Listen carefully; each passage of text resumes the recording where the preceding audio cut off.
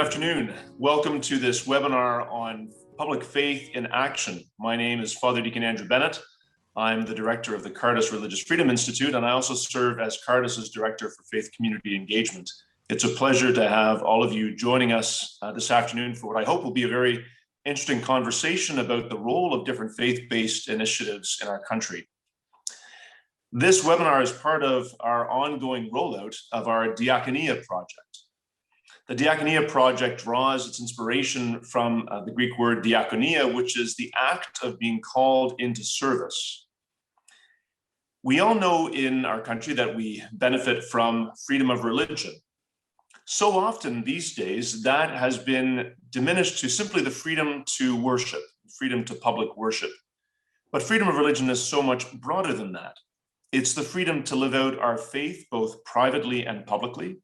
It's the freedom to engage in those activities that our faith calls us to. And so the Diakonia project is really focused on how do we live out a public faith? How do we live our faith in action? And so what we wanted to do was to profile 8 different faith-based initiatives across the country led by different faith communities doing a variety of different types of works of mercy, social outreach. And so we covered 8 different faith-based initiatives across the country through a series of 8 profiles. These profiles were written by those directly involved in those initiatives, telling us about what they do and why they do it. And then myself and one of our researchers, Johanna Lewis, wrote a series of 8 case studies that look at these 8 faith-based initiatives in greater detail. So I'm very excited to be talking this afternoon to 3 leaders of faith-based initiatives in Canada. And these are 3 people that are directly involved in 3 of the case studies that we launched that you can find on our Diakonia project webpage, which I can tell you a little bit more about later. So I would first like to introduce Avram Rosenzweig. Avram is the founder of Veyahofta. Veyahofta is an outreach program of the Jewish community in Toronto dedicated to homelessness. He's born in Kitchener in 1960 into a rabbinical family. In his early years, he attended rabbinical college in both Toronto and Jerusalem. His heart has lain in community work for many, many years. In 1990, he began working as a fundraiser for the United Jewish Appeal.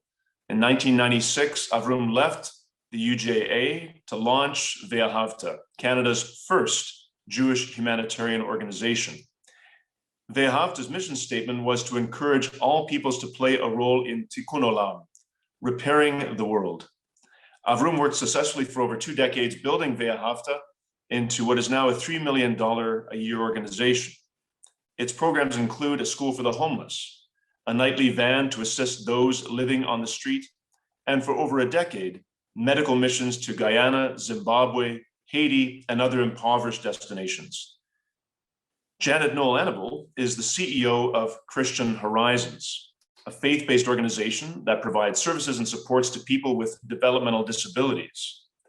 Christian Horizons serves thousands of people in Ontario and Saskatchewan and partners with many others to impact the lives of people with disabilities in developing countries. Appointed as CEO in 2011, Janet began her career with Christian Horizons in 1988 as a developmental services professional in Ottawa while attending Carleton University. She builds partnerships with faith-based agencies and churches, government, and other organizations, believing that together we have the strength to promote communities where everybody belongs. And that is something that very much lies at the core of Veyahofta and all of the other faith-based initiatives that we are profiling. And then finally, I'd like to introduce Bill Muller. Bill brings more than 25 years of experience in the nonprofit social services landscape to the Union Gospel Mission in Vancouver. He's served as president of the UGM since 2008. The UGM is dedicated to overcoming poverty, homelessness, and addiction in Metro Vancouver. During his time as president, Bill has overseen an era of significant growth and organizational development at the Union Gospel Mission. With a master's in health administration, Bill previously served as the chief operating officer for the Salvation Army BC division. He's held several executive healthcare positions across the country, pastored 2 churches in British Columbia, and has been decorated with the Canadian Medal for Bravery. Janet, Bill, Avrum, welcome. It's a pleasure to have you with us.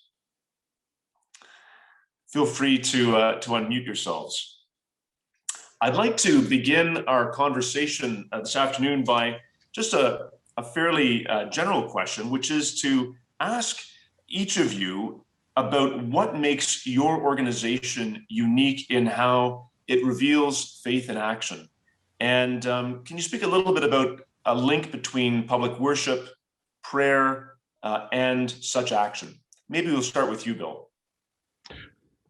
Yeah, I think that the link is probably based on what we often refer to at UGM is Isaiah 58, which talks about, this is not the fasting that I have chosen. Is not this the type of fasting I have chosen, to loosen the chains of injustice and untie the cords of the yoke, to set the oppressed free and to break every yoke. That is, I think, one of the strongest unique things, maybe not unique, but some of the strongest things that UGM does. I think we are just basically a bunch of ordinary folk. But what makes us unique is when we get together and we apply that faith. And there's two words that really come to mind. The first one is determination. And I really have to say at UGM, there's a steely determination to make a difference in the lives of the people that we serve. And the other one is relationships. The folks at UGM, many of them have come out of some trauma themselves. And so they have a very strong sense of what that wounding is, that hurt is. And they use that as to be determined to make a difference in people's lives. And they do it very well. So I would say the two things are a steely determination to make a difference in people's lives, as well as to build relationships. Thanks. That's I think the steely determination is kind of probably central to everyone involved in these types of initiatives. Janet, maybe you could speak a little bit to Christian Horizons and what you see Christian Horizons' unique offering to be, especially how it's faith lived out in public action. Sure. It's great to be here, Father Deacon Andrew, and to be with Avram and Bill. I'm so excited to be a part of this conversation, and certainly the Diakonia project. You know, people with developmental disabilities, people with disabilities in general, have really been othered, and you know, with good meaning and you know, genuine concern. We've often seen people with disabilities as recipients of charity or benevolence, and charity and benevolence is really good. But what I hear from people with disabilities is that they want to be seen as equals and as citizens and as contributors. And I guess the uniqueness that Christian Horizons brings to the table as a faith-based organization is at the very foundation. You know, we were founded back in the 60s, and the Reese family believes so strongly that each person, I'm sure all of us would agree, is created in the image of God and is equally valuable in God's eyes. And he loves us and values us as equals. And what we saw is people with disabilities really being left out. And so Christian Horizons works from the very foundation of being created in God's image to trying to promote equality and inclusion and citizenship. Our core values are fostering belonging, respecting gifts, serving others. And of course, it's, you know, you gotta love it when you're on live video cams and you forget your own core values, but valuing people, of course. And those core values really, they're not just words on a page. They're not just things that, you know, help us shape the messages that we send. They really inform our day-to-day work. And I guess that's the uniqueness that Christian Horizons brings to sort of the lens of seeing people with disabilities in Canada as citizens and not just recipients of services or charity or benevolence. Thanks very much, Janet. Avrum, I'd like to pass it to you now and maybe speak about, especially in the context of the founder of being the founder of Veyahofta, you know, how has an organization like Veyahofta been expressing public faith in action? And maybe just for our viewers, explaining a little bit about the concept of Tikkun Olam and how that frames Veyahofta's activities. Well, first, I want to start by saying I'm envious of Bill because I never got the medal for bravery. Can I ask you what you got it for? I'm so curious. Yeah, I guess it's the classic save the baby from a burning fire. Oh, is that what you did? You ran into a house? Yeah, it sounds a lot more dramatic than it probably was, but yeah. So cool. All right. Pretty dramatic. Sorry, Andrew. Sorry. Um, at the core of Judaism is the concept of Veyahofta l'reach kamocha, that one should love their brother and their sister as they love themselves. Classic story. A man comes to Shammai, who was an obstreperous, one of the obstreperous Amoraim who wrote the Talmud, and said, "Tell me what Judaism is." Standing on one foot, and the obstreperous Beis Shammai to shoot him away, as we so often do wrongly to people. And then he came to Hillel, who was a very compassionate human being who understood Elu v'Elu, that this is right and this is right. He would recognize the opinions of all peoples, including Shammai. And Hillel said to the man, he said, "You know what it is? Standing on one foot? It's v'ahavta l'reach kamocha. One should love their brother and sister as they love themselves. And then everything else is definition, is defining it, is gravy, as we say." Excellent. So at the very key, what's that? Go ahead. Yeah. At the very key of our peoplehood is the idea that if you have X amount of resources to expend, should you study Torah? Yeah, extensively. A very important piece of who we are as a people. But even more so is the actualization of what we study, what we learn, and extending goodness to others. And of course, there's all these wonderful stories that are told, especially at Rosh Hashanah and Kippur time, where the rabbi is supposed to come to the synagogue, then there's hundreds of his flock waiting for him. They're about to start these very, very important prayers like Kol Nidre, and the rabbi doesn't show up. They don't know where he is. So some of his Hasidim, his followers, go out and look for him, and they find him eventually in the forest, chopping wood for an old woman.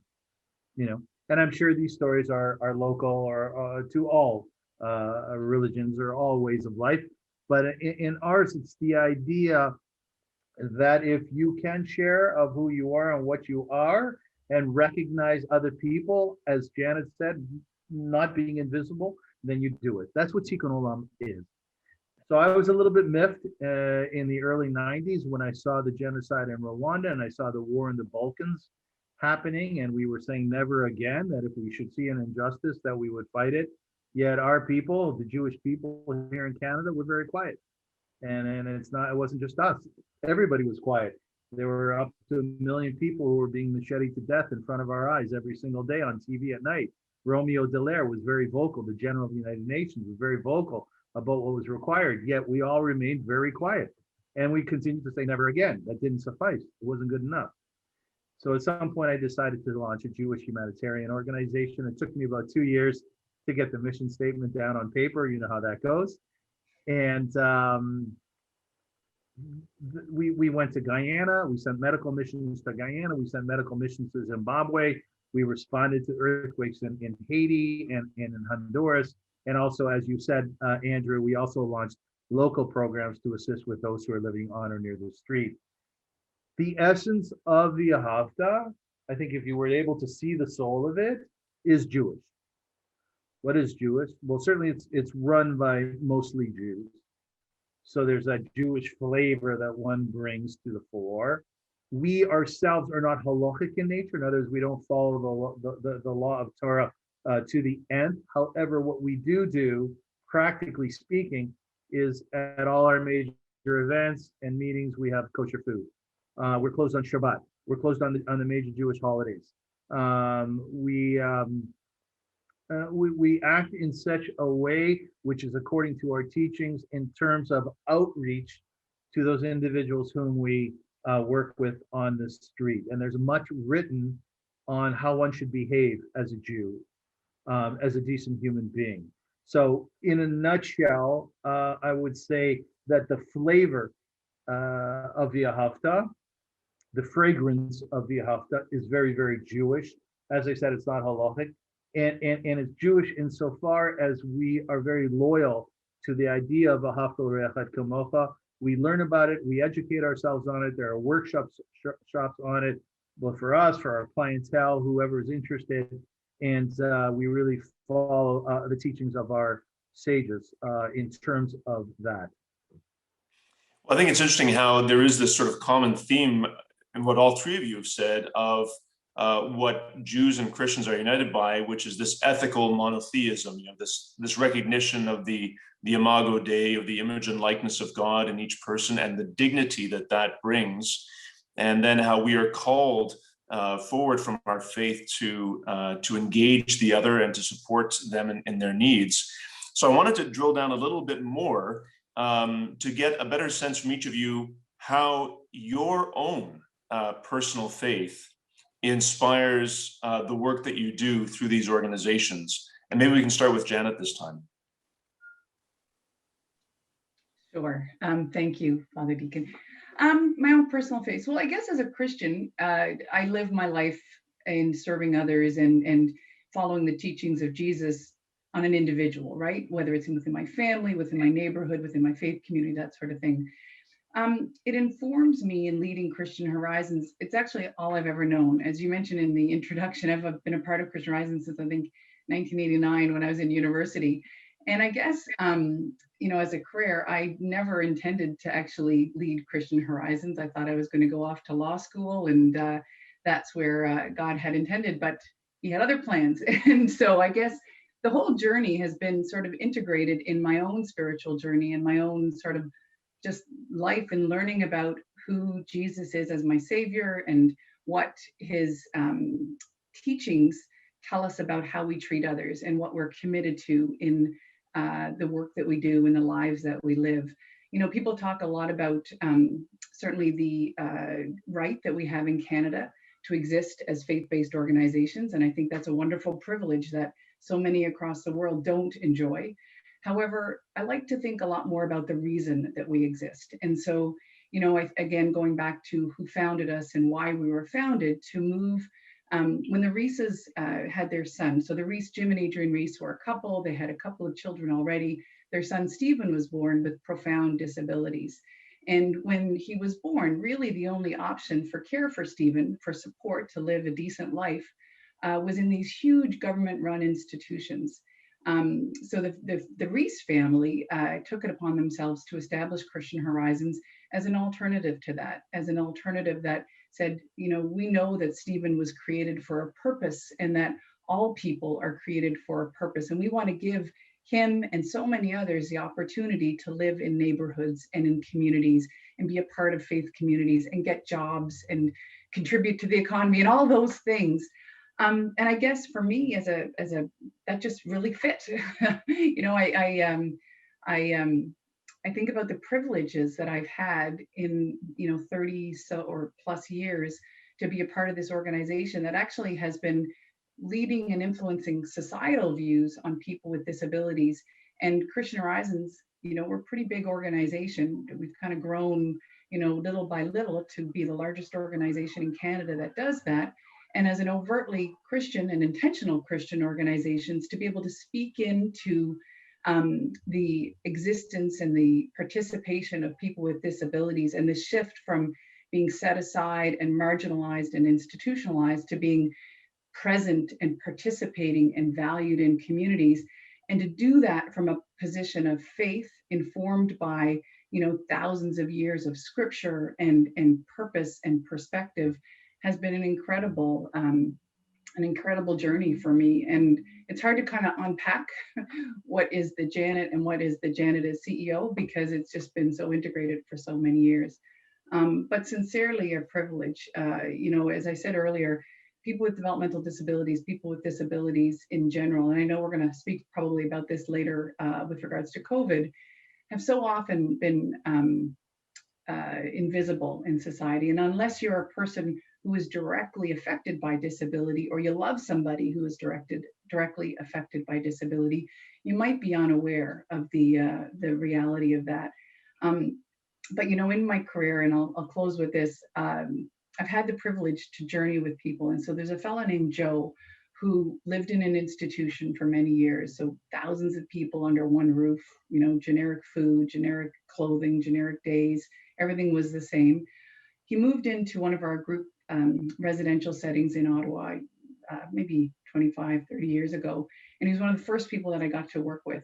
And, to see his transition from institution to living in his own home with his own room and his own people that he wanted to live with, choosing his meals, choosing what he wanted to do during the day, what church he wanted to be a participant of, was incredible. But 30 years ago, 25 years ago, Joe was still that person that we accommodated and smiled at when he came to church. Fast forward over these last 30 years, I went to a church where Joe goes now, maybe 2 years ago, and he was up at the front, standing side to side with the pastor, serving communion. So Joe has gone from a person who was othered and set aside to somebody who is in community to now someone who is of community. And it has been an incredible journey. And I'm just so grateful for the privilege that it's been to be a part of it. Well, that blessed be God. That sense of integration, I think, is so important. And I think it's something that touches every faith-based initiative. Avrum, you've already sort of touched a little bit on that, talking about how you've integrated your faith with the founding of Veyahofta and how you were inspired by the never again refrain. But maybe you can say just a little bit more about your own personal Jewish faith and how that continues to inspire you in the work that you do. So I was born in Kitchener, Ontario, Canada in 1960, and I was the youngest of five. My father was an Orthodox rabbi, and my mother was a Rebbitzin, therefore. And I often say it's the Rebbitzin, or it's the woman who's married to the minister, or whatever one's predilection is, who's the real hero, because my father would bring home the strangers, and my mother would end up taking care of them. We were an Orthodox family living in Kitchener, which used to be called Little Berlin. And I was affected early on by anti-Semitism. 5 years old or 6 years old, I went to school. I was wearing my kippah, and I was harassed, and I was scared. I was chased at during lunch hours, and after kindergarten, I believe, I went to my father and I said, "Dad, I'm not wearing my kippah anymore to school. I just don't feel safe." And he said, "Okay." That being said, I was the only son of an Orthodox rabbi, and expectations were high.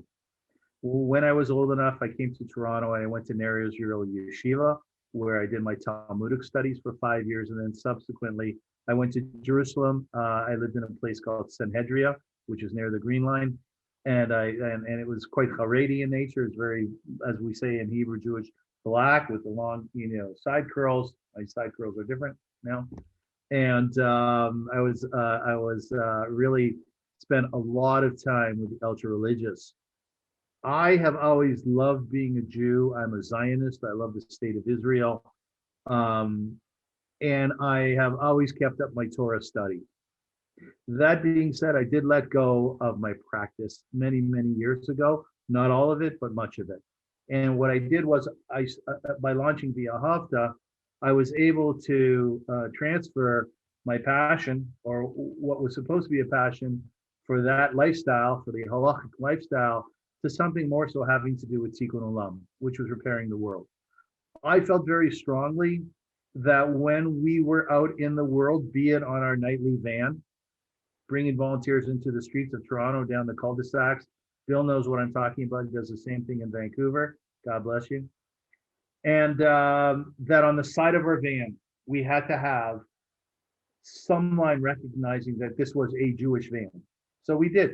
The great Samson Raphael Hirsch, the great sage, said that we are all creatures, we are all members of this club, if you will. We are all creations of God. We are all one. And I thought, in fact, that's it. That's exactly what our message is. When we go out into the streets of Toronto, according to my perspective on Judaism, it's the idea that we, the Jewish people, have an obligation to reach out, to assist, to share with everybody. As Janet said before, every creation of God. Everybody is equally as important. So when we went to Guyana and we sent medical missions there, and we would set up these makeshift missions in the rainforest with doctors and nurses and OTs and pharmacists, some of whom were Jewish, some were Christian, some were Muslim. We made every effort on our Friday nights when we made Shabbat dinner to invite all the locals, so that they would see who we are as a people. In my mind, the Veyahofta was not only the perpetuation of Tikkun Olam and Veyahofta l'reachat kamocha, one should love their brother and sister themselves. It was also a way of fighting anti-Semitism, because we went to many countries where they were not great lovers of Jews. And when we were in the rainforest of Guyana and we would be making kiddush over the wine, the blessing on wine on Friday night, or hamotzi, the blessing on the bread, we would invite our local counterparts to come and join us. And very often we would hear stories from people who said, we thought the Jews had horns. We thought that Jews were money grubbing. We thought that Jews were selfish and insulated and only took care of themselves. We want to thank you for coming here and taking care of our people. Where medical people have about $1 worth of medical care a year in Guyana, South America, where we're up to $1,200-$1,500. So to answer your question succinctly, Andrew, Judaism has always been in my DNA, metaphorically and otherwise. My appreciation of our teachings, our Torah, is very, very strong. And I thought, when I'm going to launch this organization, I'm going to make it vocally Jewish. I'm going to make it so that people understand we're Jewish, not in an egotistical way, although I do have a bit of an ego, but more so for the world to recognize is that we, the Jewish people, are intent upon repairing this world, not only for ourselves, but for Christians, but for Muslims, but for Zoroastrians, if you like, for atheists, right? Why? Because we're all equal in the way that we're equal. Define that. Yeah. And that, that we just said, Avram, that is a theme that has come across again and again in these 8 faith-based initiatives that we engaged. Often you would ask, myself or my colleagues would ask, why do you do what you do? And the response was typically, well, we just do it. No one's told us to do this. No one has specifically funded us to do this. We do this. And so, Bill, I'd like to sort of finish up this round of questions with you. And as a Christian, why do you do this? Well, I think it's because of faith, and faith is all about having a relationship with God. And in that relationship, whether it's reading scripture or praying or worshiping, you draw close to God. And in so doing, you get to understand a little bit who God is. And in so doing, God begins to shape your heart.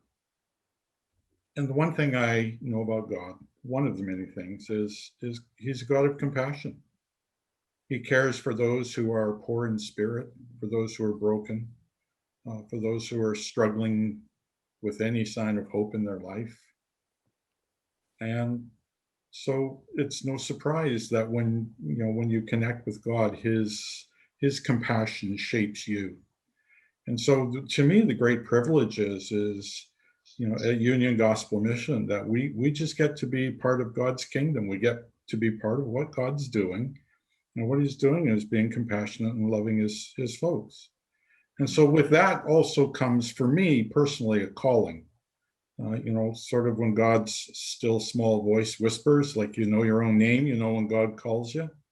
And so that calling leads you to where God's been preparing in advance for you to go. So armed with compassion and armed with his guidance, you start out. And he equips you as you just follow that calling. Well, talking about a calling, the call comes regularly to all of us, and especially during this time we've been experiencing with the pandemic, the call has been very urgent in many cases. And I know that each of your organizations have been able to pivot in a certain way, partly because faith-based organizations tend to be quite nimble. They're able to shift priorities and meet the need when it arises and where it comes. And so, sticking with you, Bill, can you speak a little bit about how the Union Gospel Mission has been addressing some of the pressing challenges coming out of the pandemic, such as whether it's social isolation or mental health? I know this is something that UGM has been dealing with for many, many years in reaching out to its clients, but maybe how has the pandemic caused UGM to maybe shift focus or expand its programming? Yeah, certainly we have expanded our program, and often it's just on the very basic nature of simple needs that people have. It can be shelter, and so we've increased that. It can be often food. And so we've increased our meals, but more importantly, we've increased the number of hampers that we give out to families. But it's interesting as you begin to interact with people, whether it is through a simple meal or even a hamper or even a basket of food, you then you have an opportunity to connect with people. And people are very isolated and they take note and they care when they see somebody with care. And in some ways it kind of surprises them because in this day and age, in the pandemic, people tend to step back a little bit from relationships. So I think that's one of the ways we pivot. We've certainly had to fill in the gap. There are some organizations that are smaller than ours that have had to step back. They didn't have either the resources or the structure to be able to respond. But we're just grateful that we've been able to step into to help people more. Janet, Christian Horizons is so focused on community and the importance of community, both those with developmental disabilities that are being coming together in community to live with one another, but also those who come in to help support them. How has that been affected by the pandemic, and how has Christian Horizons met that challenge? Yeah, that was rough. We've spent many years helping people get connected to their community. And all of a sudden, a year ago, we said, stop. I think, to be honest, people with developmental disabilities and the incredible employees who support them have probably faced some of the most significant isolation, and not to minimize the isolation that people have managed because of addictions or homelessness or all of the things that every one of us across the globe has experienced, for sure. But if you live in a group home and you rely on services to get through your day, you've been in lockdown, stay-at-home orders since last March. And so I remember when things started to loosen last summer, and I was speaking with one of our partners in government, and that was when sort of we went from stay at home, nothing but essential visits to grocery stores and that sort of thing.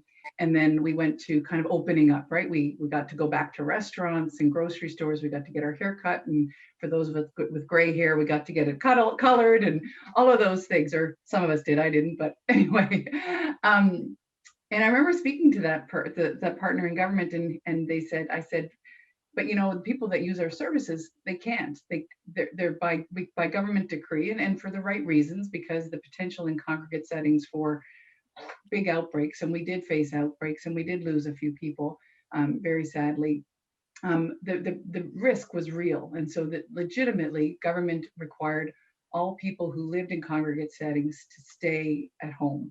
So when it opened up, and I remember I said, but so-and-so really wants to go get a haircut. Like he's seeing all of the employees who support him come in, that they've gotten their hair trimmed and they feel a little bit better about things. And they said, well, what about if we bring in a hair cutter or a stylist into the group home? And I said, but then he wants to go get lunch and drop by church afterwards. And so it was just a really interesting dynamic, because often we see people with disabilities as long as we provide the services, the things that we kind of can put on a checklist and say, we get groceries, we have a clean bed to sleep in, we have the opportunity to learn, and we have the opportunity to do whatever. We think that that's a full life. And really, all of us, every human, our full lives come from connecting with others. And, I love, Avram, what you talked about in Guyana about sharing Shabbat. Some of my most incredible moments have been internationally, sitting down with people of all different faiths, sharing food together, and making room at the table for everybody, right?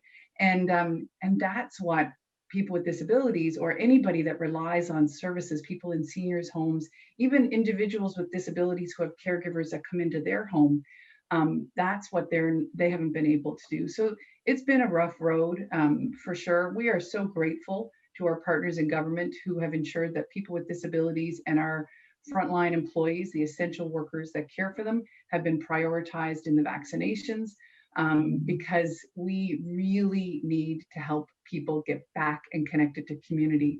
And I think probably we have something to learn as a society, because people with disabilities have been incredibly resilient through these months, and actually more than a year now.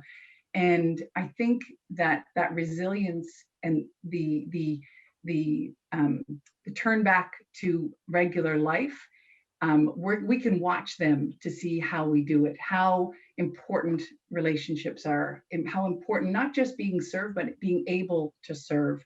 That reciprocity that comes with people actually being together in community. Yeah, I'm so excited about that. Yeah, I mean, Avrum, this is as you and Bill certainly both know very well, that homelessness has certainly significant aspect of social isolation to it. So, mental health challenges and so forth. What has Veyahofta been doing during the time of the pandemic to pivot and try to meet some of those challenges in the GTA? I think we actually have upgraded or updated our game, if you will. I would say that if you ask me, one of the definitive strengths of Veyahofta and what we do on the streets of Toronto, pretty much every night of the week, we have vans that go out and we take volunteers, and we've been doing this since our inception in 1997. And we travel, down the cul-de-sacs and under the bridges of Lakeshore Boulevard, and we go into areas which most people don't go into. Sometimes you got to hop a fence because someone's living on the other side, and it can be a bit scary. You have to watch your volunteers walk them through it. But I would say that the thing I believe that we do the best, and which we've done since the beginning, since our genesis, was schmoozing. They say we're the people of the book. I say we're the schmoozers, really. It's kneeling down and looking in the eyes of the individual living on the streets, not standing up. And all of us who work in this area know that you do not want to stand above a person. You don't want to do that with a child. You don't want to do that with each other.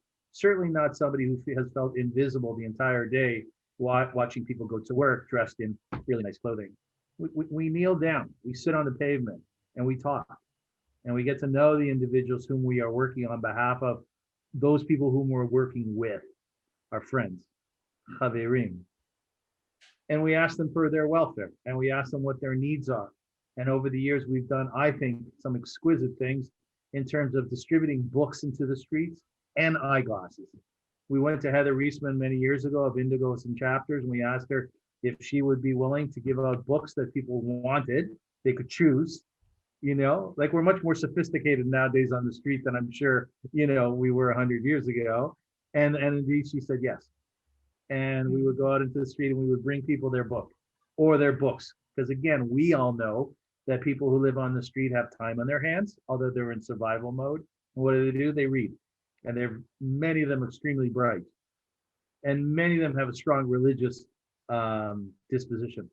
Or they want to know, like, I want to know about Judaism. Tell me, what does Judaism say about it, right? So you need to be prepared. You need to be a bit of a rabbinical son. Thank God I am.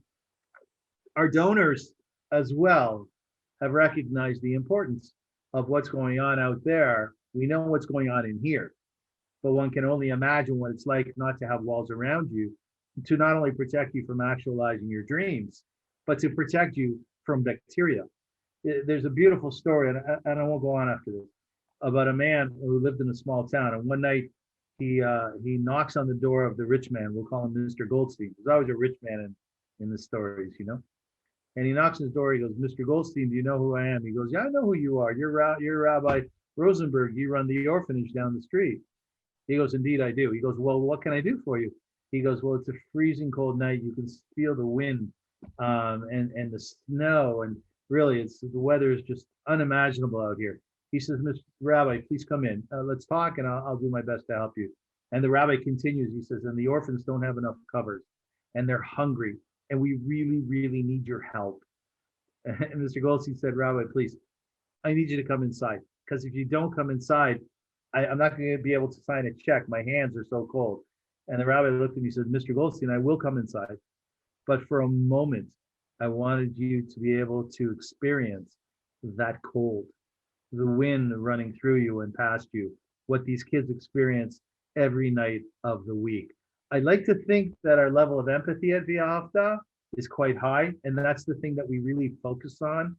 Sure, there's a lot of minutiae in running an NGO. We all know that. It's a pain in the neck, but you got to do that, especially if you're partners with the government. They want reporting, and that's acceptable. It's fine.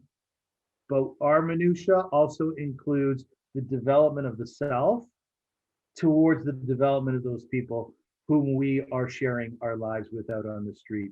And when I say development, I mean the sharing of ideas, the sharing of concepts, debate, understanding who that person's character is so we can possibly feed it and help. And on the flip side, the Perkei Avot, ethics of our father says, Ezehu Chacham, who's a wise person, Lomed Mikol Adam, one who learns from everybody.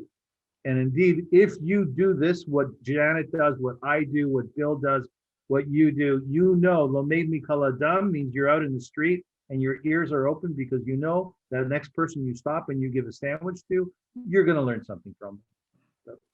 So. Yeah. Well, I'd like to sort of shift a little bit and sort of get at one issue that has been sort of tangentially raised by a couple of you, and that is the role of the faith-based initiative within the broader fabric of social initiatives in the country. And you all have experience engaging with various levels of government. What's the main argument you would make to government today about the importance of faith-based initiatives?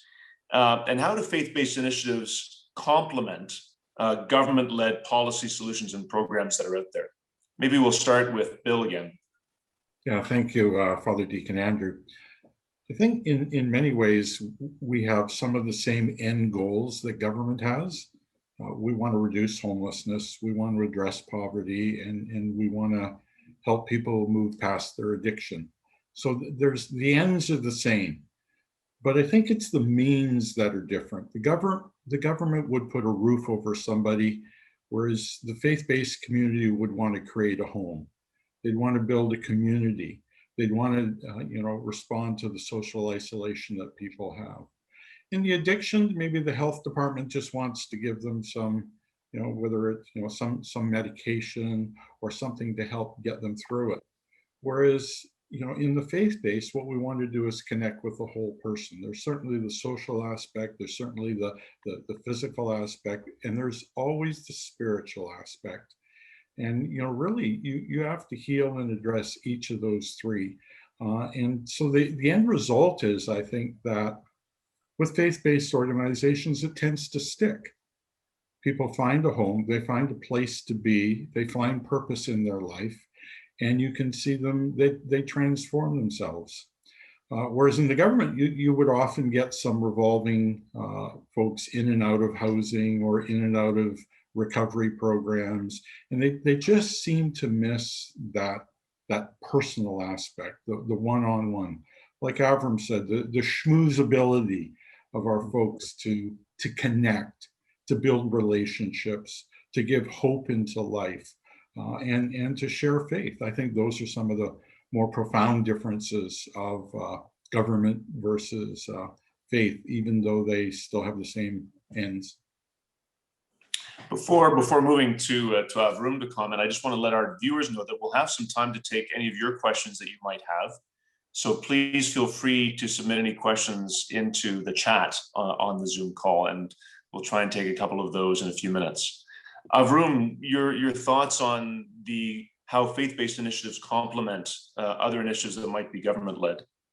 My answer is a bit twofold. I think we have to look at it from two different perspectives. We have to look at it from the faith-based perspective and the governmental perspective. From the faith-based perspective, listen, as Bill just said, by definition, being part of a faith-based organization means you're part of a people. By definition means you're part of a community, right? I always tell people if they're feeling lost, adrift, join a synagogue, Christian, join a church, Muslim, join a mosque, whatever, outside of the Abrahamic religions, join whatever there is within the centrality of the community itself. Because it's there that so many of your spiritual needs will be taken care of, as well as your physical needs and otherwise. We therefore have leverage. By virtue of the fact that we are a community, we're a tight community, and I don't just mean the Jewish community, I mean the Christian community as well, the Muslim community as well. The government can come to us, and they do. We all have experienced this way.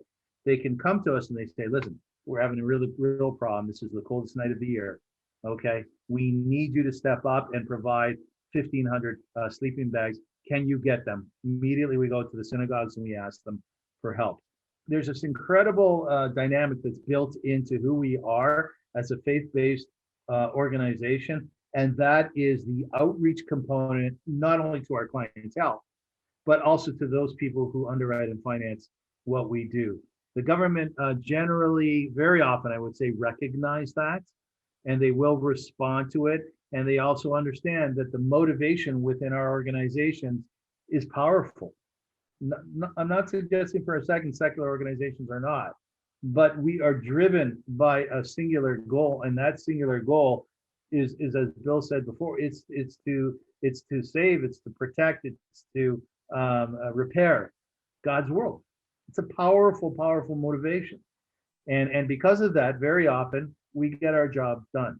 We get them done very, very well. What I would say is, and this is just a very quick addendum, is I don't think we do our job well enough as faith-based organizations.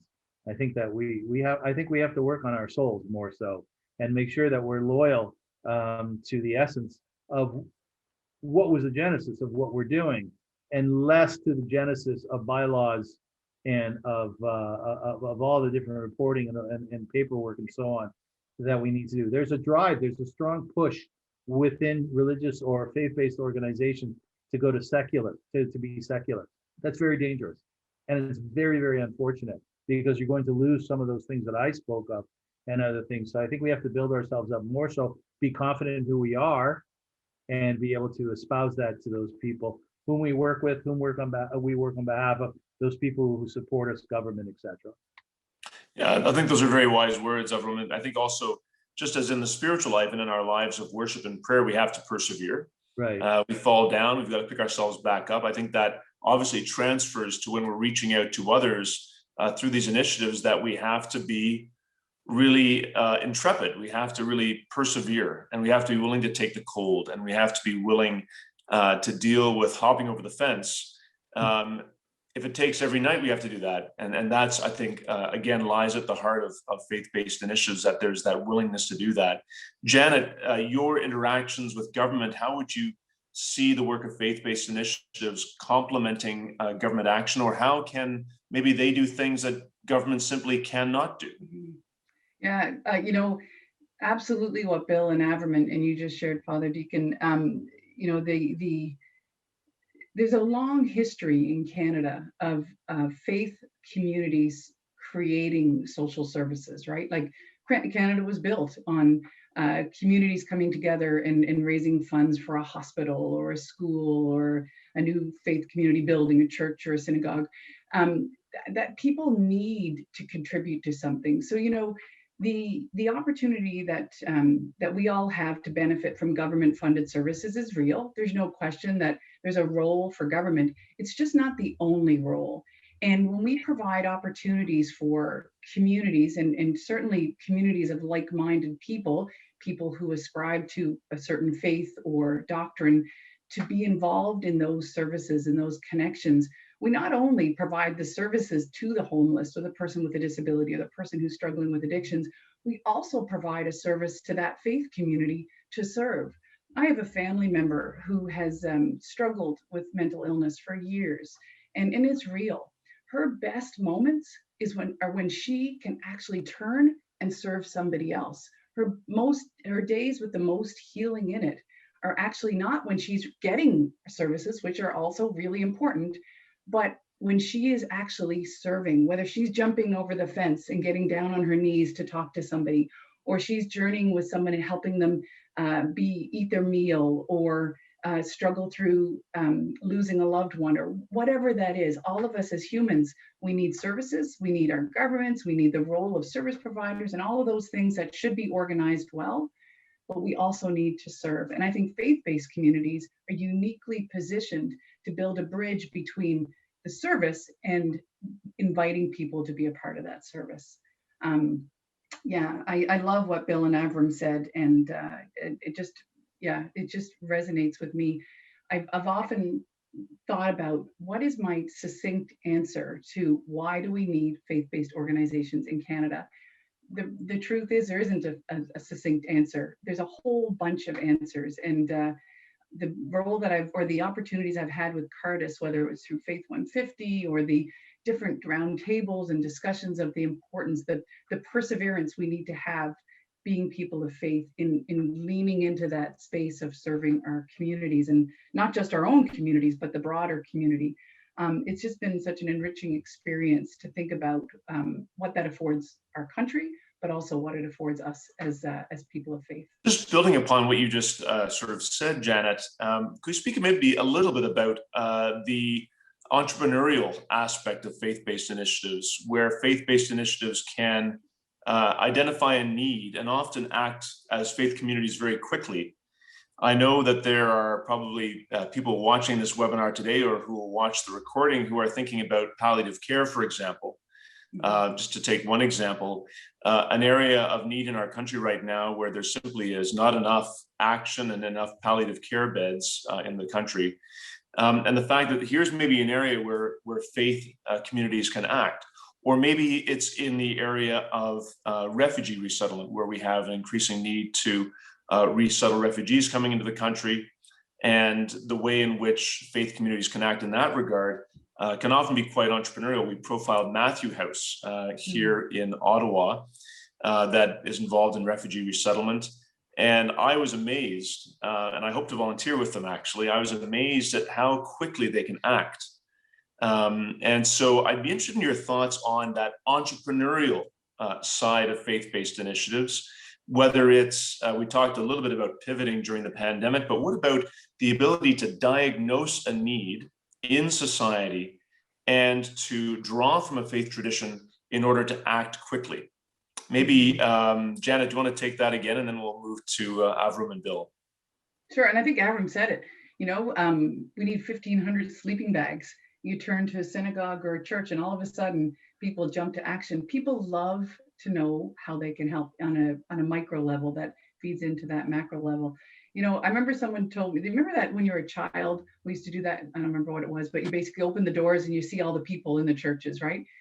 Faith communities are made up of people. And whether it's helping somebody get a job, whether it's building a friendship, whether it's buying a couple of dozen sleeping bags, whether it's volunteering with welcoming refugees within a community, I think faith communities, and my experiences within the Christian church, there's a whole bunch of people inside of those walls who also align themselves with the value of people, that believe that God created each one of us in His image, and that they want to serve. And I think that's actually the most exciting thing that I've seen in COVID, is to see that in action. When everything got shut down and we didn't know if we were going to have enough masks to protect employees going into group homes during COVID, we didn't know what was going to happen.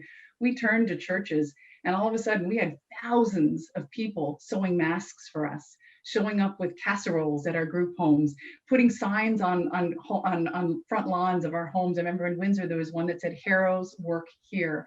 And just that raw, we're in this together, was incredible. And I truly believe it's the wave that actually has taken us in managing through COVID-19. That encouragement that we're not alone. It's not just me going out and serving that one person. I'm actually a part of something really big that really matters. Yeah. I think that's how we've been able to create that opportunity with the faith community. Never underestimate the witness that a warm casserole can provide. Bill, your thoughts on this question of entrepreneurship and meeting needs as they crop up? Yeah, I think it's where the focus is, and we focus on people, and the purpose is to respond to human suffering. And so that has an immediacy about it that, you do want to act quickly on it. But it's also in limited resources, and the stewardship of those resources really requires you to be quite creative. And I think in particular, it's about identifying what the root cause or the root issue is. There may be many symptoms, but again, to dig deeper, because we're dealing with people. And so what I think catalyzes us to be much more creative and to act quicker is because we are responding through a purpose to serve God and to love people as yourself, rather than just responding to a problem. Final word to you, Avram. Yeah, I always like to say that we at Veyahofta are humanitarian entrepreneurs, right? That we see the possibilities, and if we're able to, we move towards them. The new CEO of Veyahofta, Kerry Kozarek, who does a great job, is very very entrepreneurial in nature. I stepped down after over 20 years as CEO, and I was very excited about her coming on board because she has that aspect to her. She has that component to her. A couple of things of which we've done over the years to really to illuminate my point of the importance of humanitarian entrepreneurial spirit is an example. Many years ago, not long after we first started, a Catholic priest came to us. His name is Father Hernandez, and he's on Dufferin Avenue. He's a red priest, and he's a beautiful man. And he said, listen, we're driving down to Honduras. We have 4 school buses, and we're going to load up our school buses with needs for the communities who have just gone through an earthquake, and also parts and pieces for the buses themselves. Would you like to join us? We said, sure. We went out, we bought an old school bus. We loaded it up with humanitarian stuff from the community, as well as parts and pieces for the bus, and we drove it down to Honduras, Tegucigalpa, I think it was. We got stopped in Mexico. You know all the Michigas, the craziness, right? Long and short of it is that once we were there, we went to 5 different villages, and we dropped off the buses, the humanitarian stuff inside, and we gave them the buses. So now they had a mode of transportation. Now they had humanitarian needs, the stuff that they didn't have before. Now they had a relationship with us, which did not exist prior. In the early years as well, we were approached by McGregor Socks. And McGregor, the owners of McGregor Socks at that time, Lipson, said to me, look, over the last 25, 30 years, we've had overruns. And therefore, we have 1 million single socks. Do you want them? I said, yeah, I do. And they said, what are you going to do with them? I said, I don't know, but it sounds good. And we took 1 million single socks. And what we did was on a regular basis, Daryl Borden was our director of outreach services for the homeless at that time. He's gone on to a wonderful career. And essentially what we did was we went to various different schools and venues and outlets, and we set up environments where anybody could come. Anybody could come. I didn't care what their background was. And they could take as many boxes of socks as they needed in order to distribute on the street. By the way, the socks being one of the most crucial things for someone living on the street, right, Bill? Right? Because you need to change your socks on a regular basis. And in the end, we gave out close to 1 million single socks. People paired them up how they wanted to, and they got them on the feet of people who are living on or near the street across Canada. So entrepreneurship is inordinately important. If you're kind of stultified in terms of how you run your organization, you're going to have a bit of a stultified organization. You don't want that. You want something which is full of color, which is full of life, which accesses individuals who say, I got a phenomenal idea. Can we look at it? You got to say yes sometimes. So it's really important. Wonderful words to finish on. And I want to respect our time. I am grateful for the time spent this afternoon with Janet, Noel Annabelle, Bill Muller, and Avram Rosenzweig, exploring the roles that faith communities play when they act in these faith-based initiatives. These are all wonderful witnesses, and I encourage all of our viewers and those who will view this video subsequently to go on to our Cardis website and look at all the stories that we profiled through the Diakonia project. And that's all been made available now in the chat for everyone to link to. So thank you again, Avram, Janet, Bill. Thank you again for your involvement in this project. Blessings to you all. And to all of those watching this webinar, thank you for your time today. And thank you for your interest in Cardis and all that we do. God bless you.